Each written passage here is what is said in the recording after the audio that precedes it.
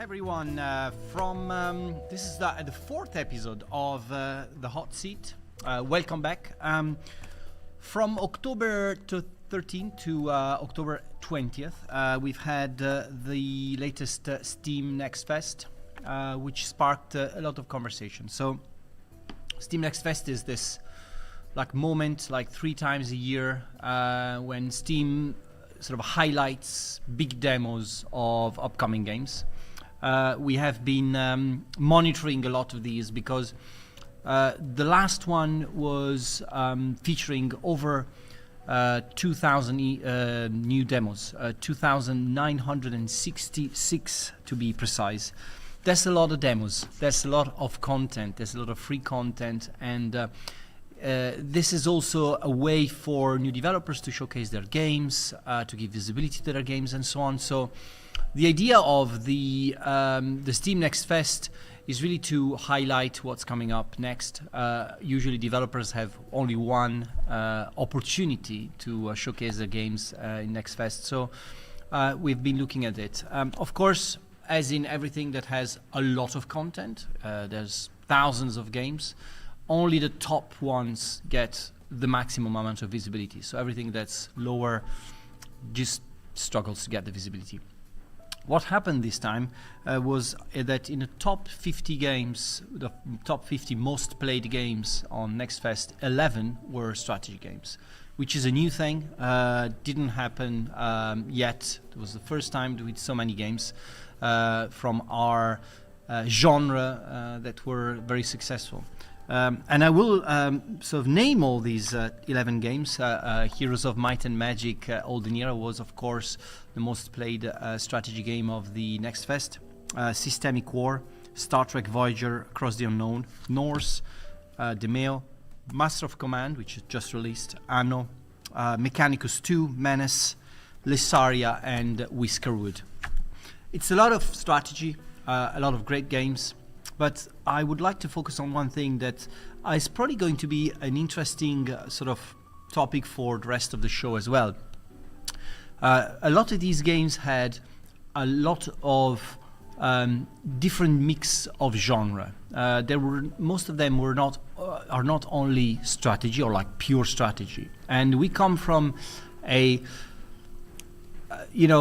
world of tradition of games that are very much into specific genre. They fit in the genre and they don't really try to sort of go outside of them. In recent years, we've seen a lot more of this mix of genre and adding layers of different types of games over a core genre. So I'm talking about Systemic War is a good example of that, where you have the core RTS with a more like a management sort of grand strategy element to the game.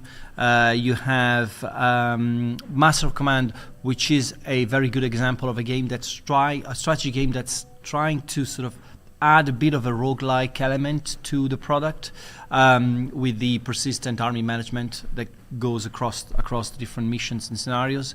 So you've got a lot of these elements that are sort of mixing genre, and it's a really good thing. And we were really coming from the assumption that if you want to do two things well, it's very, very hard because you try to please two different audiences. Whilst here, you've got a very clever angle, which is there's a core game that works very, very well, and then you're attaching different types of gameplay to it. And I see it as a great opportunity for growth for a lot of the games that we're trying to launch the market, but also growth for an audience, a wider audience into strategy games. We see there's a lot of interest for strategy games coming from roguelike, coming from card games, coming from RPGs. If we manage to attract more people to the strategy gaming audience through different mix of genre, then we're in for a big growth for our genre. And this showed very, very well in the last Steam Next Fest. So curious to see how this pans out, and let's see what this episode has for you. This is the Hot Seat.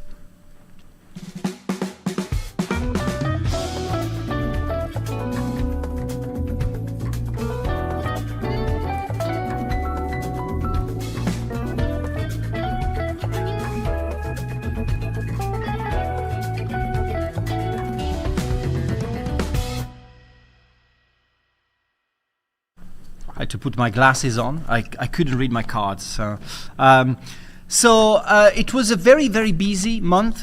This last 4 weeks have seen a lot of releases. I won't go through all of them because it's virtually impossible to go through all of these releases, and checking all the on the chat as well. But I want to highlight there's a very interesting thing that happened. We've counted only for big games like 8 different DLCs released in the last 4 weeks. DLCs are becoming an important, integral part of the business for everyone who has a solid offering for a game that caters to a community. And growing from a community to adding DLCs is becoming like a widely used way to sort of not only sell more content, but really grow a game over time.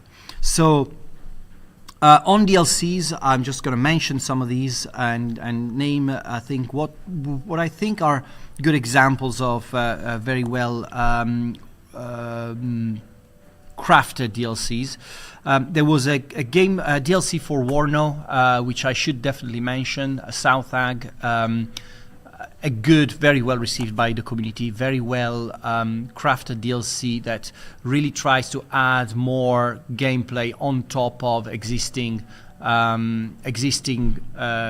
for existing players, sort of adding more value to a specific area of the community. The Age series, Age of Mythology and Age of Empires, both got DLCs. This is one for me that I really I'm really into, because not only my type of games, but also developed by a company called Forgotten Empires that I really like. The guys at Forgotten Empires managed to sort of really add a lot of cool things to the Age series. Age of Mythology, Heavenly Spear is, I think, probably the best DLC that released, in the last few weeks. A lot of fun playing these ones. Also, there was a Stronghold Crusader Definitive Edition DLC called Canary and the Trader, and of course, Sins of Solar Empire. I think it's the second DLC that came out, the Reinforcements.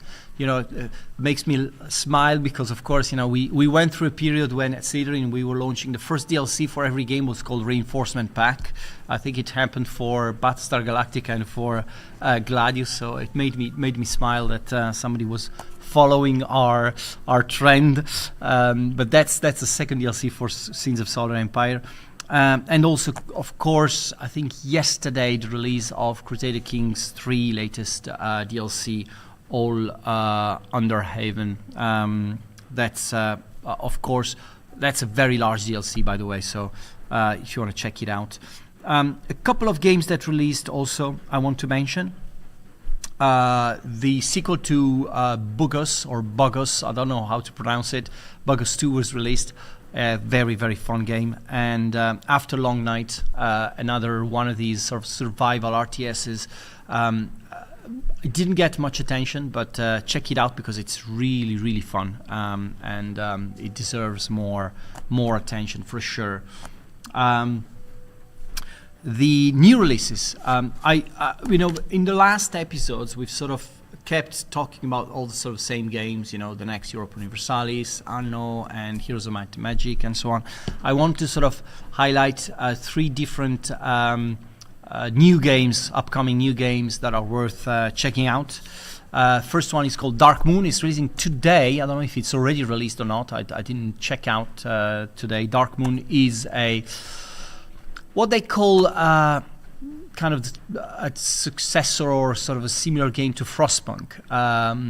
It has many elements in common to the original Frostpunk. Of course, also developed by a Polish team, very talented Polish team. It's released today, or it's releasing today. I don't know yet, so check it out there. And I also want to mention that in next week is the release week for Whiskerwood. I mentioned it was one of the most played demos at Steam Next Fest. This is one from our friends at Hooded Horse. This is a city builder with a spin. I guess you can check out. It's an interesting game. I also want to mention a release that's been postponed to Q1 next year. Here Comes the Swarm. Again, to this adding to this genre of survival RTSs. It's a really cool game, and on top of it, it's got a sort of a narrative spin to it, which I really recommend to check out.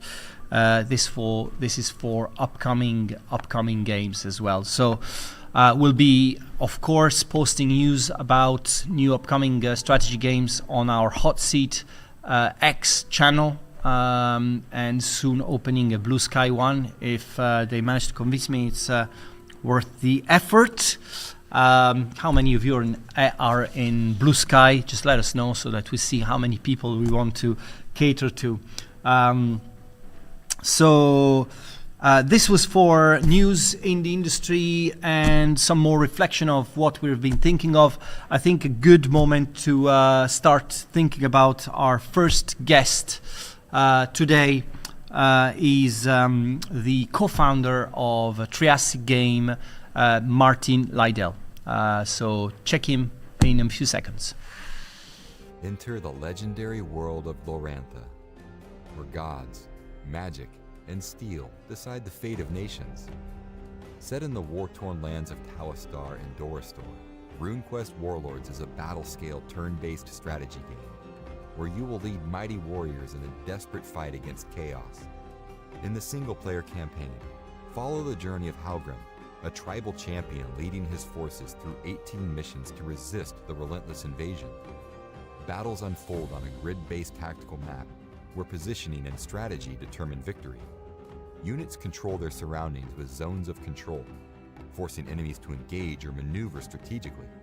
Challenge yourself in skirmish mode, or compete in intense multiplayer battles. Choose from 3 unique factions, Talistar, Chaos, and the Lunar Empire, each with diverse warriors, powerful spellcasters, and legendary creatures. Every unit brings a unique ability to the battlefield, from chieftains and stormwalkers to brew shamans and chaos marauders. Harness the power of the ancient runes, strengthen your connection to the gods, and unlock devastating magic. Cult Rune magic grants heroes unique abilities, turning the tide of battle with divine intervention. Test your strategy in dynamic matchups, refine your tactics, and prove your mastery over Glorantha's battlefield.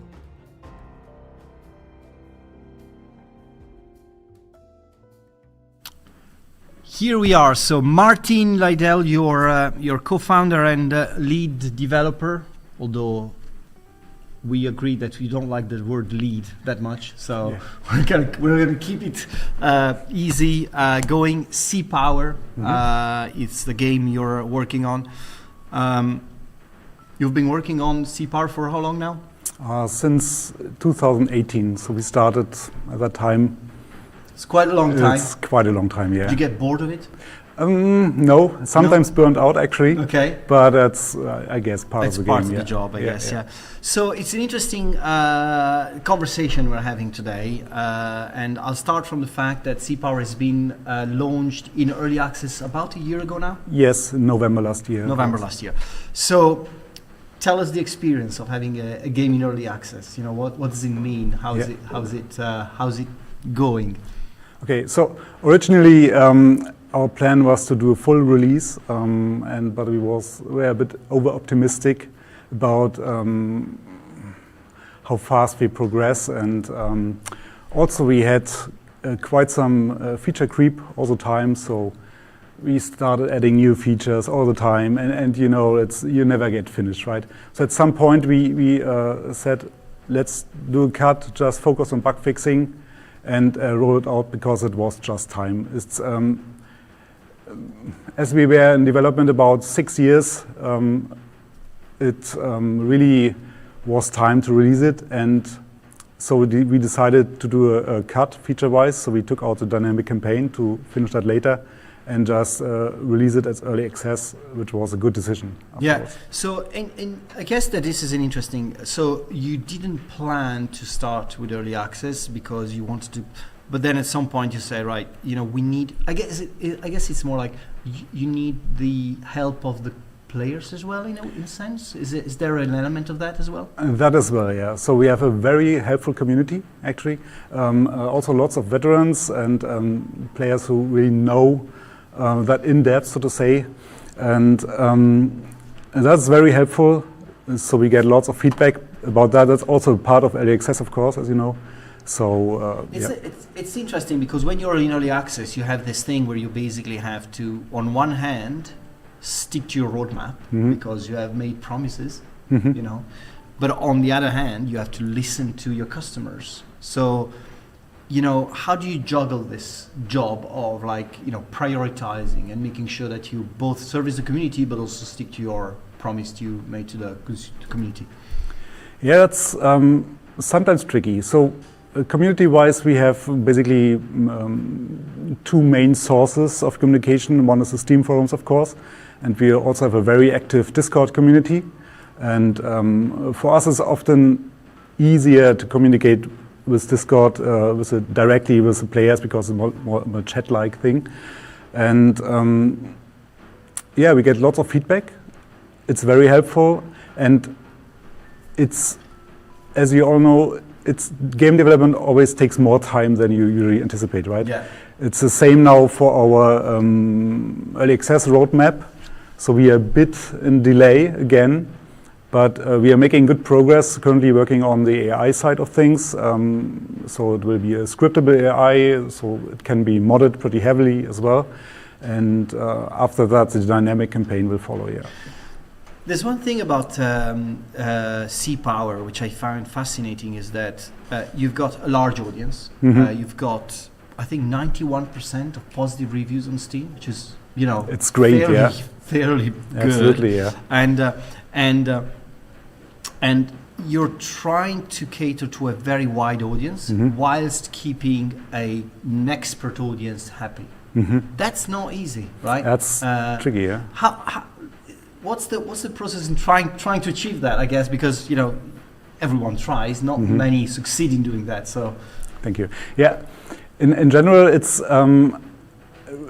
quite tricky indeed because we want to have an approachable game, a wider audience, but also listen to if there are any input from more, I say, hardcore players.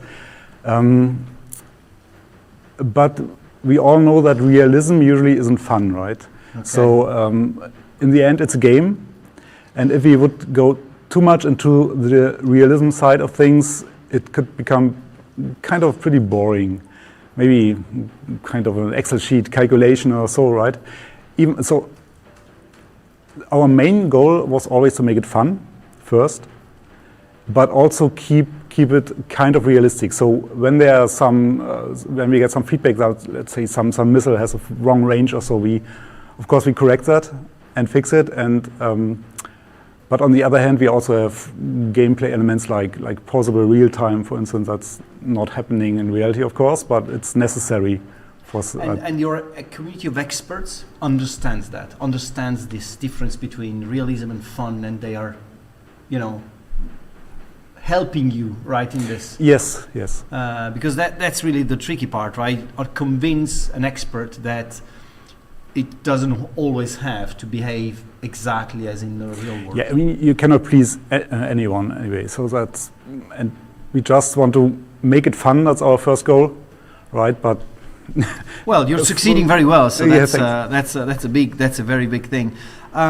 The idea of building something that's also trying to service a community, in a sense that process-wise, you're using a lot of scripting, less hard-coded stuff. You're trying to give more tools to the community to create their own content and so on. How do you intend to develop over time about this concept, in this vision? So modding was always a very important thing for us because many games really live from the modding community.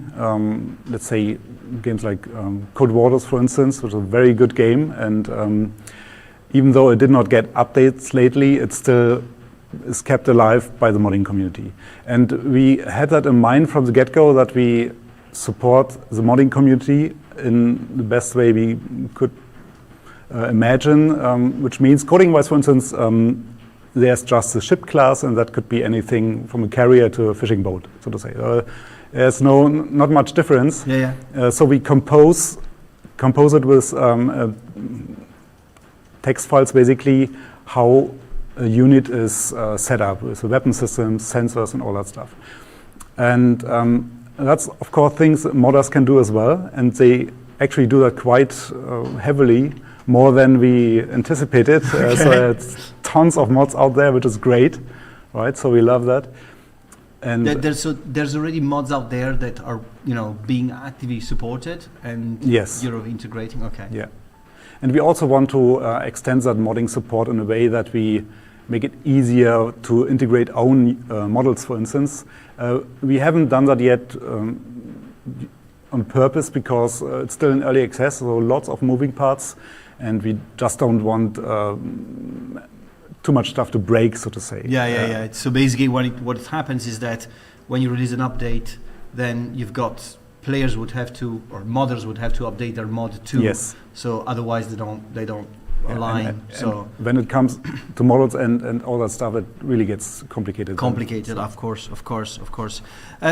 What is the biggest challenge in creating a game that's I guess a lot of different things, right? So I was mentioning earlier that there's a lot of hybrid games out there, right? Something that is a bit strategy, a bit of simulation, and a bit grand strategy, and so on. And C-Power is a good example of that. It's trying to, of course, it's a tactical, warfare game, but it's also a simulation. It's trying to sort of there's a lot of management as well in it when you manage your fleets and so on. So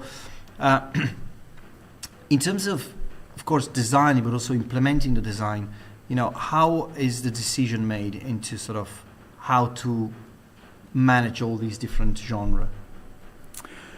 So the main point, I think, for a game is, or one of the main points is user interface, actually. Because that's where the player interacts with the game, right? So we lean towards a more, let's say, simple interface, more text-based. And we had some mock-ups in the beginning, like with icons and so, which look nice. Okay. But when you need tooltips to know what that icon does, it's not a good thing, so to say, right? Of course. And in military, as far as I know, usually text-based interfaces are always used. They are not that eye-catchy, but they are pretty functional, and that's what we wanted to do as well. And so we can basically either go from the map that you issue commands there, or also use in a 3D world that you click on units itself and then issue commands, and so. And also use keyboard shortcuts, of course. So this is an interesting one. So basically, because everything is text-based, and is your game localized? Yes, it's localized. So we have two things. One is that we have voiceovers. Okay. Currently English, of course, and also in Russian. We are currently planning, or in the progress of adding more spoken languages. And text-wise, we have it in German. Of course, it's second place in the market share. Okay. Germany is always strong in simulation games. German, Russian, of course. Then we have Chinese, Korean, French, and Spanish. All right. Okay. No Italian, unfortunately, yet. It's fine. It's fine. Okay. We know we're coming like bottom of the charts anyway. So how do you manage this thing where basically in Germany, like a word is usually 3 times the length of an English one? Yeah, that's a good point. Actually, maybe for the next game or so, it would be a good decision to just develop it in German, right? So you maybe know how much space you need. And even though I'm a native German, I did not do the translation myself, but I have a good friend who's doing that, and he's doing a very, very great job. And I'm happy that I don't have to do that, actually. but it's tricky. Yeah, You've just released a new set of units, right? Yes, Chinese units. Chinese units. How did it go with the Chinese players? All good? Very good. Yeah, Okay. they are very happy. Okay. So I mean, I don't speak any Chinese, but what I I'm very jealous about your happy Chinese community. Yeah. Okay, I know what you mean. But Martin, do you have a passion for the subject yourself? Yes, I mean, I grew up with microprose games and I played games like Silent Service, for instance. I really loved. Also other microprose games or games like XCOM, but our main inspiration was Jane's Fleet's Command. All right. So that's basically the game we try to mirror and get the same feeling, but in a more modern look. Yeah, that makes sense. There's one thing I keep reminding myself, but because we work within a genre that's not that's not getting a lot of visibility in general media, in wider media. That's why we try to do a lot for servicing communities and so on, right? So, and you were referring to an era when there were like multiple submarine simulators or multiple, very core strategy games.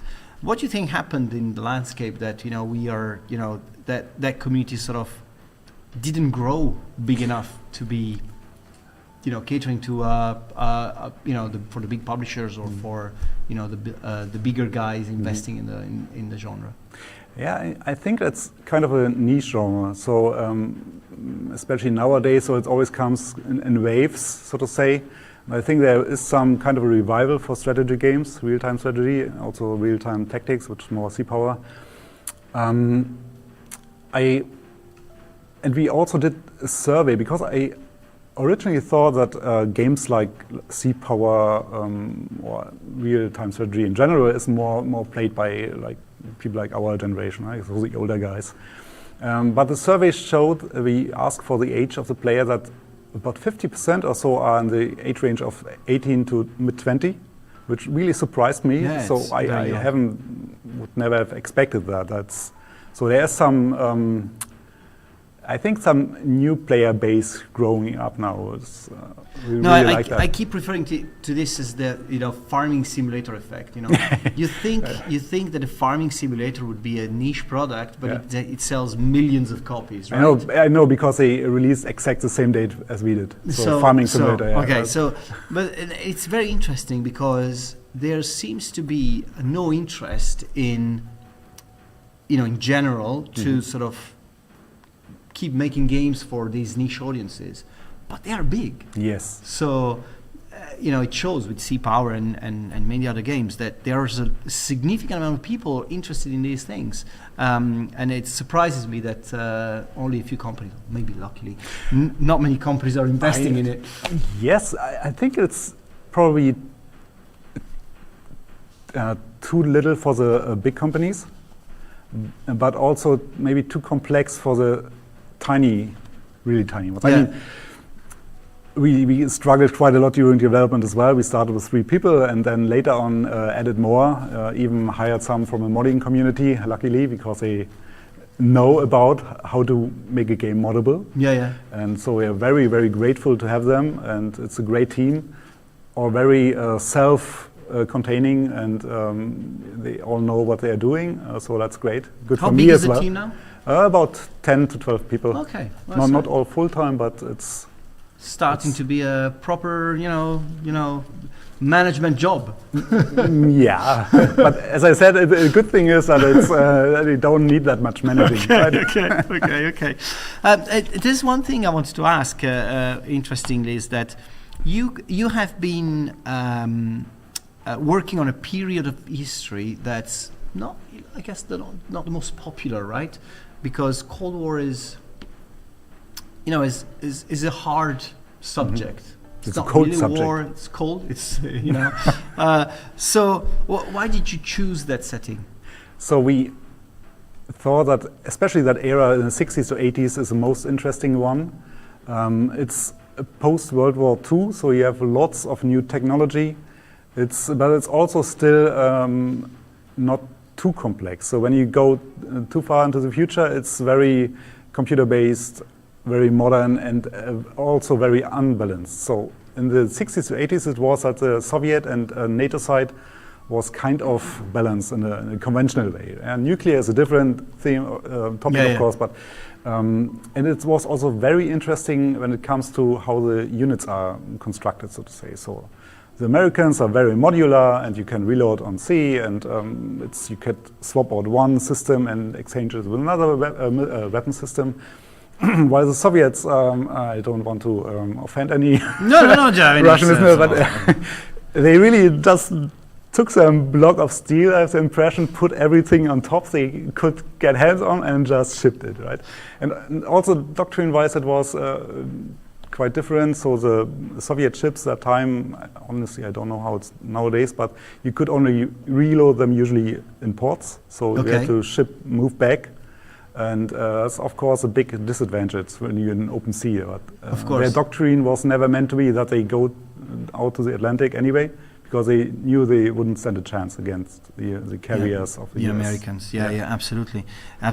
And it's also going back to this idea of making a game that's fun, right? Because if you have too much modern tech with too many different layers of complexity, then it's getting less fun. Yes, if one side is too superior, so to say, it's like click fast. Okay. You know the outcome upfront. Very quickly. Yeah. The last question, Martin. Do you expect that there's the life cycle of Sea Power? How do you expect it to grow in a sense of you've been working on it for 5 years, then release early access for I don't know, like 1, 2, whatever years. Then you release 1.0, and you all know that's not going to be over, right? You still be working on Sea Power for some time. How do you expect the curve? What's your expectations on the future of Sea Power? So our goal is to release the 1.0, so the first release, so to say, after early access next year, and after that, we definitely want to support it for years to come, because there's so many units to add. It's amazing. I've learned so much during development. I wasn't aware how many different units were available. Okay. We also have some fictional units, like carriers, which never made it into sea, or even aircraft, especially from the Soviet side. And we are not necessarily adding them because of balancing, but because it's fun. Right, so, and we definitely want to support Sea Power for the time being. So that's basically our baby, and it's worth it. There's so many ideas. I look forward to that. Now, Martin, the hard part of our interview. Oh, I see. For you.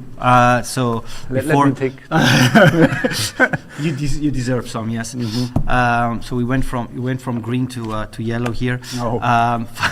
No red cards. 5 questions for you. Don't take too much time to answer. And are you ready? I'm ready. So, how many times were you really pissed off about the customer's feedback? Sometimes. Especially when reading Steam forums, this could be sometimes a toxic place. But I also know, to sum that out, that people tend to complain more often rather than they give praise or so. In that regard, we are pretty happy here. Favorite unit you have in the game and why?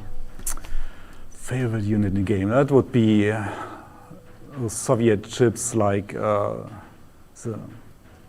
Triassic, for instance. I really like the look and shape and all of them. It's great. Do you drink a cappuccino after lunch?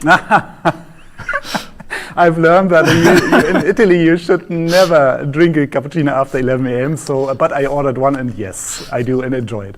Favorite strategy game ever? That must be for me. It's the old ones like History Line and XCOM. I'm not sure if XCOM is really, it's a turn-based strategy. Yeah, absolutely. What is the hardest thing you did working on Sea Power so far? Oh, that's A good question. The hardest thing beside managing people? I think that's an answer. No, what was so hardest thing actually is to get performance improvements with an engine like Unity, which is pretty much single-threaded. So it's pretty technical now, but the entire Unity API is not usable in multi-threaded environment. And our game is very CPU-bound due to all the sensor stuff and the sheer size of the entire area.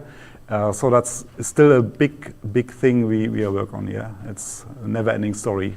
It is a very common issue, and if you sort it out, let us know. Thank you for being with us. Thank you so much. Thank you. Alrighty, so we'll be checking out on a quick advertising now, and with 10 minutes of Tabletop Corner, and we'll be back with our next guest.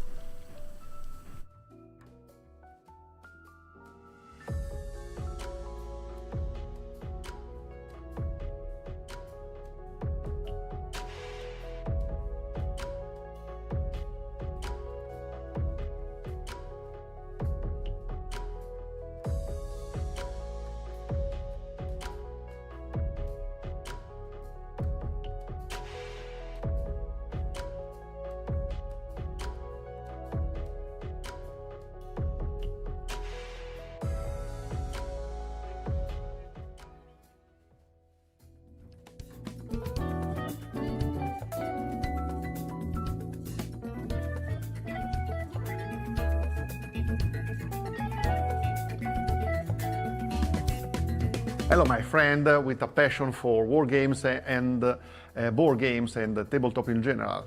Today we'll have the full episode of Tabletop Corner about how to do war in Middle-earth. So we will see all the games that you can play to take the part of the Fellowship and try to get to the Mount Doom, and otherwise to stop them and kill Frodo. Lord of the Rings Duel for Middle-earth. It is the Italian version that Asmodee sent us. By the way, Asmodee earlier this month got the full rights to produce new games for the Middle-earth franchise. So you will see many more games in the next years.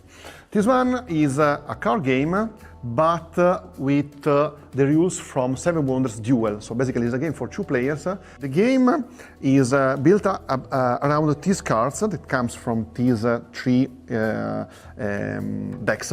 Basically each player can decide to get in his turn one of these cards, and I can choose to keep it, paying the cost, or to throw it away and it will be lost for all the game. Basically, when you finish one chapter, usually we have this kind of decks on the table, and these cards allows you to buy the next cards because, as I said before, the second and the third chapters are more expensive and have much more powerful cards. The cards helps you to, first of all, deploy the armies into the map. This is a novelty for the Seven Wonders Duel system.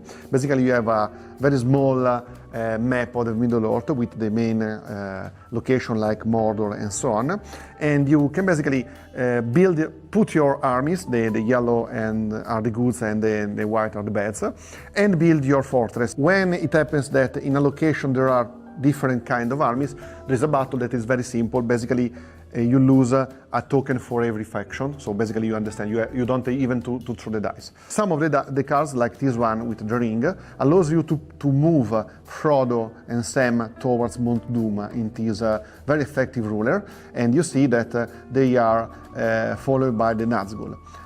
When the bad guys play this kind of cards or other cards with the same power, he moves the Nazgul, that you see that when you move Frodo, the Nazgul moves as well. When you move the Nazgul, they stay. So you have 3 ways to win the game. The first one is territorial conquest. You basically conquer all the Middle-earth, so you win the game, even if you are good or the evil. The second one, obviously, is to get, for the good, Frodo to Mount Doom, or for the bad, manage to get the Nazgul to capture them, kill them, and finish the game because they acquire the 1 ring. And finally, there is a more tactical, strategic sort of kind of winnings. You have to collect this kind of cards that are the green one with affection, like this one for the dwarf. If you get 6 of them, and there is one hidden in these tokens that you can find, so you can also look for a 7th one. You manage to get the support of all the nations of the Middle-earth, so you win, even if you are the bad.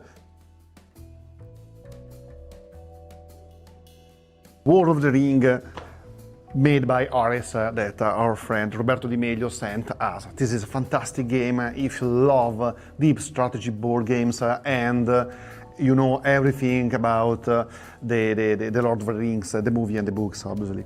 Basically, it's a gigantic table, and basically you have all the Middle-earth divided in provinces, and you have an initial setup, and I can say the first time you will play, probably you will have at least half an hour to have the proper setup. The game's engine starts from the dice.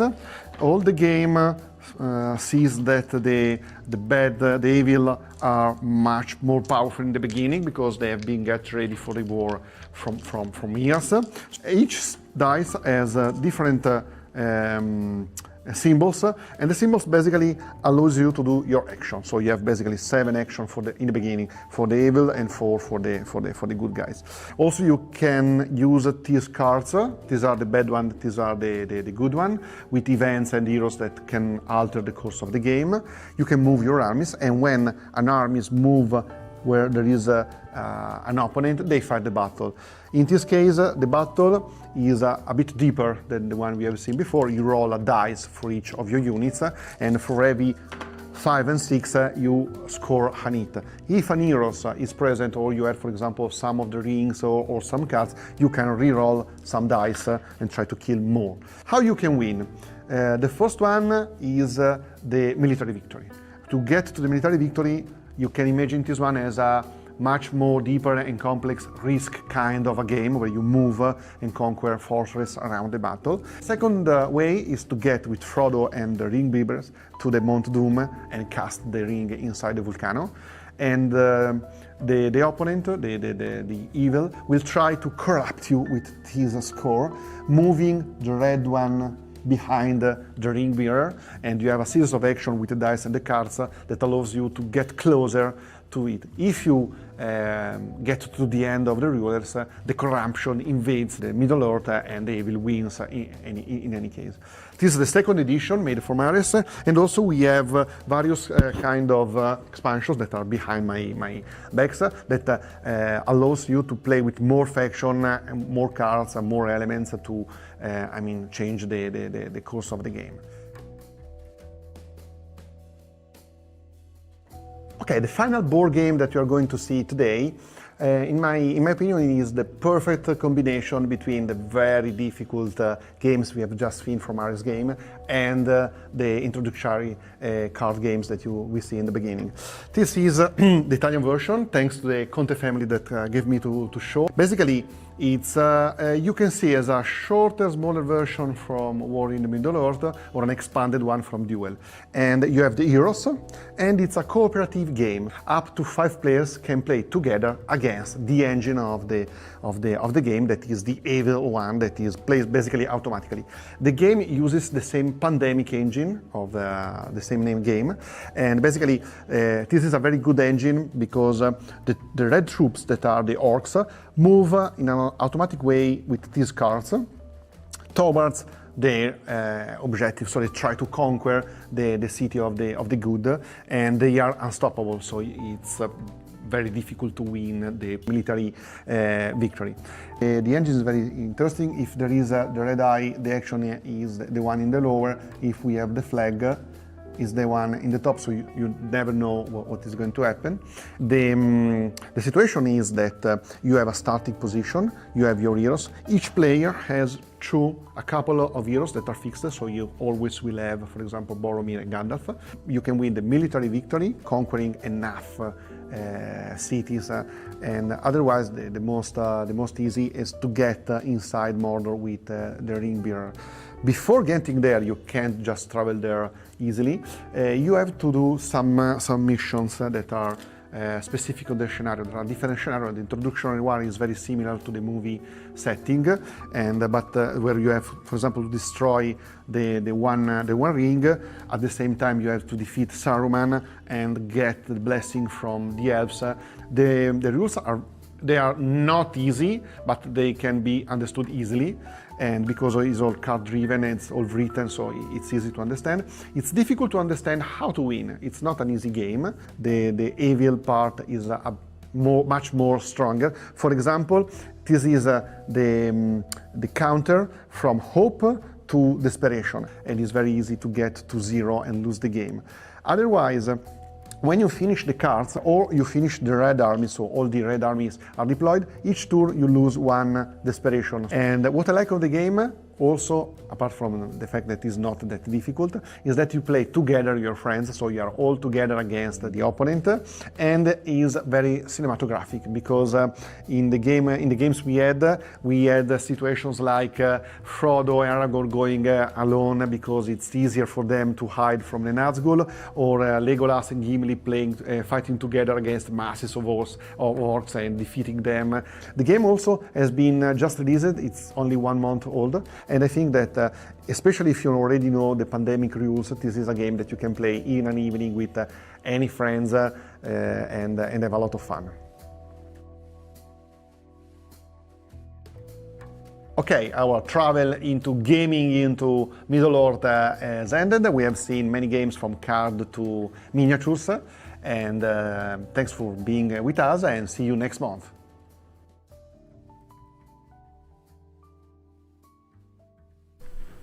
So spoiler, this is like inside joke, I would say. This episode of the Tabletop Corner was 2.5 hours long. We had to cut it into 10 minutes. But thanks, Paolo, for understanding that the needs of production are the needs of production. Our next guest today is the game director at Ground Shatter, James Parker. Welcome. Hello, thank you very much. Welcome, James. James, you've been around for some time. Yes. So 20 years or something? 25 years. 25 years. It's like Slitherine. Slitherine is 25 years old, so you're celebrating the anniversary with us. James, you've been working over the last few years now on a series of games that captured my imagination, a lot of people's imagination.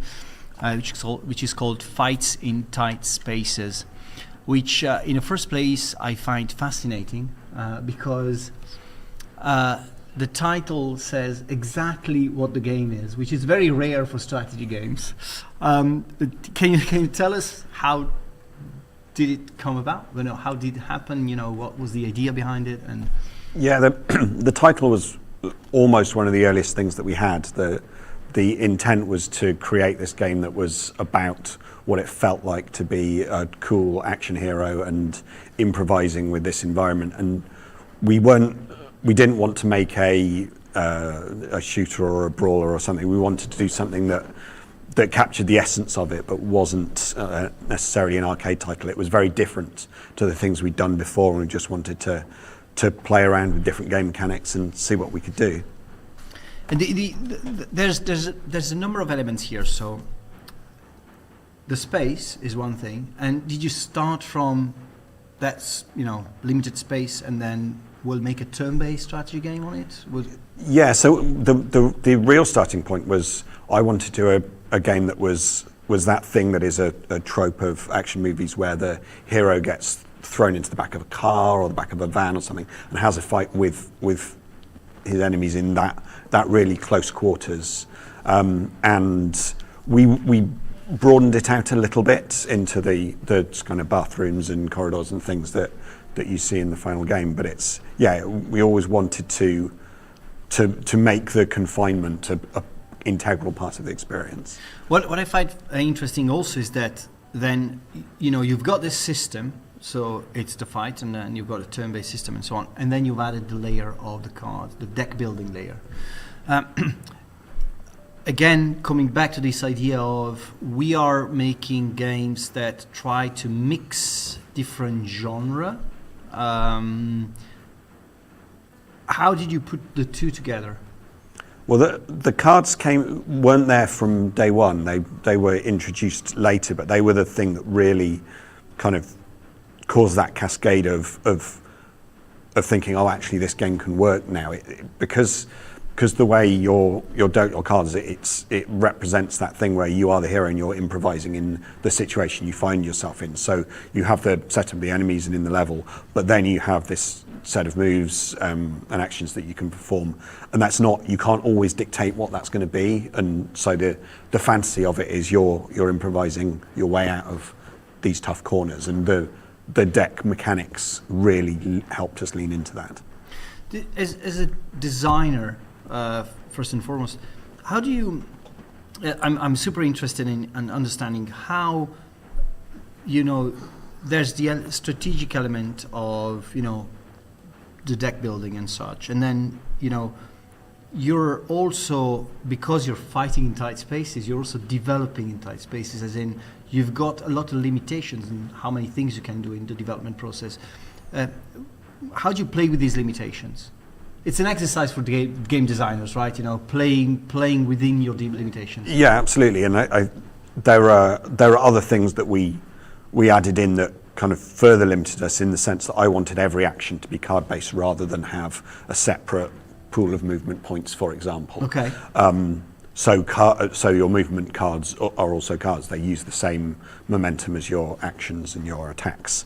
But it was things like that really, it's a nice challenge as a designer, as you say, to have limitations, but also it means that every small change that we made subsequent to that had ripple effects throughout the whole game, and that's again, both exciting and a challenge. But the benefit of that is that you can do a lot with very little. You can make small changes here, and they affect lots of different things here. And the player has that same ability. If they pick certain cards, if they set up their deck in certain ways, then it enables them to approach the game in ways that we didn't even imagine. Yeah, that's an interesting because I think one of the coolest thing about fights in tight spaces is that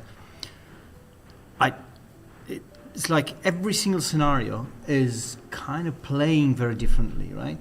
And I mean you're not a huge team, how do you balance, like, you've got a design, you've got a scenario design, how is scenario design important to this game? How much is it important, and how did you tackle to make sure that every scenario was original, different? Yeah, I think most of that comes through mostly through careful planning of the difficulty curve, as well as the progress through the game. So it's making sure that you're constantly affording the player new opportunities, but then you're also giving them new challenges. So we have enemies that come in at different stages of the game that can potentially confound your starter deck, so you're forced to evolve your play style as you play through a single run of the game, but also as you play through multiple runs of the game, you're aware of what's coming up later, so as a player you get better as well. Sorry. The idea of making a game that is evolving, but also giving the power to the players to sort of decide, further down the line, you've got to confront with the fact that players may have taken decisions that are not fitting with that scenario. Is that a problem you encountered?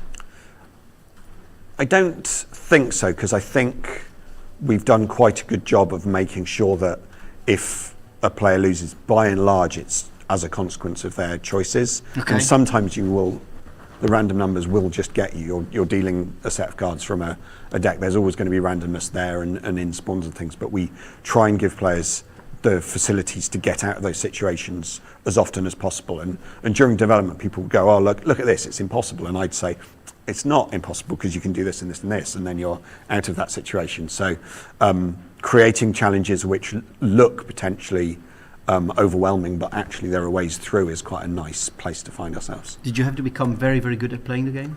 I'm certainly not the best at playing this game. There are players on our Discord who do absolutely insane things with with the deck building to deal millions of damage in a single punch, and very exciting things that I can't even comprehend. That's great. That's great.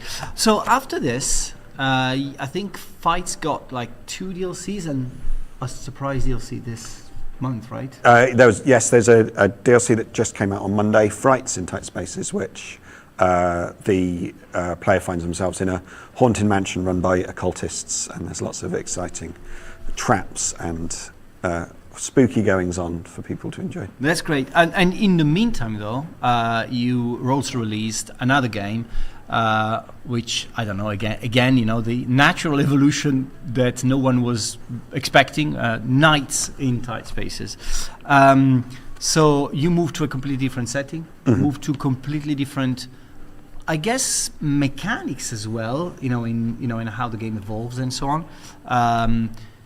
Tell us a bit about that, and how you sort of decided that growing the game not only from a setting perspective but also from a experience perspective was the decision you made. Yeah, for Knights it was interesting. There was various mechanics that we'd either prototyped or considered while we were developing Fights, which felt a bit like unfinished business. We had this pool of things that we wanted to try out that we thought had potential, and one of those was the party system where the player could control multiple characters all at once, which then lent itself very well to the setting of a kind of tabletop RPG, D&D style party. So those fitted in nicely, so we wanted to lean into that side of things. So that helped influence the setting as well as allow us to expand the mechanics. But Knights is a lot more, right? There's more narrative. It's more like RPG, can we say, right? Yeah, very light RPG. We have inventories and equipments and player classes and such like, and that's again that's part of the trappings of what we wanted to achieve with Knights. The idea of making a game that was kind of keeping the same core system of I know what I'm expecting, but growing it massively in sort of around the different other elements around the game. Do you think that attracted more players? Do you think that it catered to the same audience that was looking for more but more articulated? Yeah, I think there was definitely a spectrum of players who enjoyed the first game, who came along for the ride and enjoyed Knights as well, enjoyed those different aspects we added on because it has those added layers of complexity. It's a much longer form game, I suppose. Play sessions are a bit longer, the campaign's a bit longer, so you don't have that quite as much of that endless replayability as Fights provides. So they definitely cater to ever so slightly different groups, but we've had players play Fights and then play Knights and enjoy them both. We've had people see Knights for the first time, then be introduced to the mechanics of the game and then pick up Fights subsequently. So yeah, there's definitely a pollination of players between the two. Yeah, I guess that I would be really curious about, I don't know if we will ever know, but to know if that there are actually two audiences for these two games, and some of them are just the same, or it's like just one big audience that may be interested in just either the two of them or just one. Yeah, I think there's possibly less of a big natural crossover than I thought. I think there is. It's one is not a superset of the other. There is a bit more. There are some people who definitely prefer one to the other, whereas I had perhaps assumed that more people would just see it as all part of one continuum. Yeah. You were not building a sequel, as it were. You were just building a. No, it was very much a spin-off. It was we were so at the end of Fights with the mechanics that we developed and the systems that we developed were so well honed that it felt a real shame not to make use of those again. Yeah. So. And because we had these other ideas that we wanted to do, and it gave us the opportunity to pick up a different art style, it was just a really natural thing to do, was to do something a little bit outside of a direct sequel. Yeah, that makes sense. Great game, great gameplay, but also both Knights and Fights have a very distinct art style. it's not always the case that in games you have maybe you have great gameplay but generic art style, just great art style but not not great game. So so huge kudos to you guys and how you sort of managed to come up with a cool art style for both. What's the process there? What was the start for fights, I guess? Where did you start from and how did you get there and save for nights? Yeah, when we did the initial previs of fights, it was much more realistic, much more akin to the artwork that we've been using before. But we felt that it needed something that would give us the clarity that was needed for what was, potentially a bit of a new genre mashup, like to have the turn-based tactics and the deck building at the same time. We didn't want too much clutter, and I think having a clear visual style for the characters and the levels definitely helped with that. And it really helped from a marketing perspective because it was very iconic in its look and people would see it, recognize it. And it made people sit up a bit, I think. Well, what's on Knights, I think it's an interesting one because you look at Knights and you look at clothes and there is a very, very cool art style, but it's much harder to sort of see it from the distance, I guess, Yeah, it doesn't have that same immediacy, but I think if we'd married the original visual style with Knights, it wouldn't have sat very well. We've gone for a much more sort of European comic book look, I suppose, and that's with dark blacks and hard outlines, but a bit more colour and a bit more texture and a bit more grit to the world, I suppose. And I think that really much better suited the setting. Also the fact that because you probably need more detail to do a lot of the things that you're doing, like inventory and and with multiple player characters and multiple enemy types and all of those different things going on, then yes, having slightly more to distinguish them than just a silhouette outline. That's great. That's great. The challenge for games like these is that it's once players have played the thing, they think they're done with it, so they very seldom move to. But you managed to sort of keep the audience attached to it for quite some time now. So, is there a way you did it? Was it intentional that you wanted to create something that people were still playing after a long time?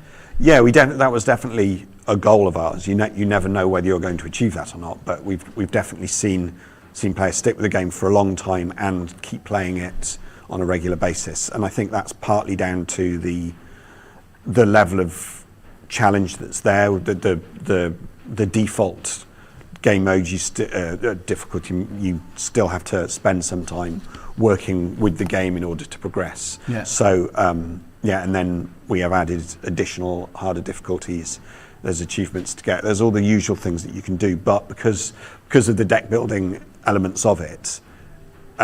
There's lots of opportunities for players to kind of create their own challenges. They will build decks of certain types outside of the starter decks that we've offered them through Deck Draft or whatever, and that giving the players the ability to create their own challenges is great for longevity and is good for players as well. Do you think you cater a lot to the deck building market? Because what I'm thinking is that the deck building genre, other than the fact that it's, I think, saturated, but that's another subject. It's very, all the games are very similar in terms of not in how they look, but the display of things and detail and all that kind of stuff. I think Fights is probably if you take it from a deck building perspective, it's probably something that's no competition, right? In terms of how there's a 3D representation of the decks and cards and everything. Do you see that? Do you think that's like from on that genre that you're something that is really different and new? Yeah, we're definitely an outlier. I think we probably appeal to a slightly different audience to the pure deck builder fans, but that was our intention. I think the goal was to bring in people who wouldn't necessarily play a game like Slay the Spire, and we wrapped up elements of that. We used some of those mechanics to create something that is action-packed and visually exciting and has really cool animations, and yeah, just the presentational aspects of it hopefully attract a wider audience to what is a really cool and interesting way of playing games. What I think is a big success in fights is that, going back to this idea of mixing genre and being hybrid games and that kind of stuff, is that fight is not really fitting into any genre, is it? Where would you fit it? No, I always describe it as a turn-based deck building fighting game where you slam people's heads into things. It's sort of encompasses a bunch of things. Yeah, there's other games that have done similar things in similar ways or in different ways, and I'm always excited to see the way other developers approach the same problems that we had throughout developing these systems, because there's many of them, and there's definitely different ways to approach it to the way we have done so. Congratulations on. Can you tell us what's coming next? I can't. Not if you more beer, no. Yeah, I'm sure that is in my future. James, thanks for joining us. It's just fascinating what you've been doing. Before I leave you, I've got the 5 questions for you. I'm ready. I hope that I won't. You can say no to any of these, but we'll shoot you. Ready? Yeah, 3, ready. 2, 1. What popular character would you like to see fighting in tight spaces? Guff.